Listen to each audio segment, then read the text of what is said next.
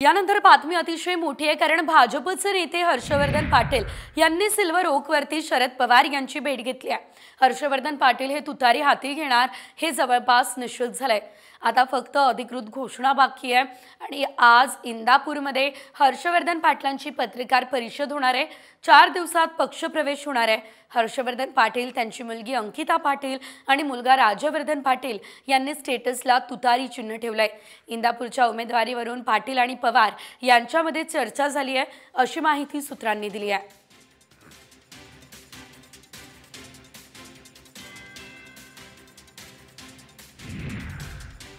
फडणवीस साहेबांबद्दल नाराजीचा विषय नाही आहे।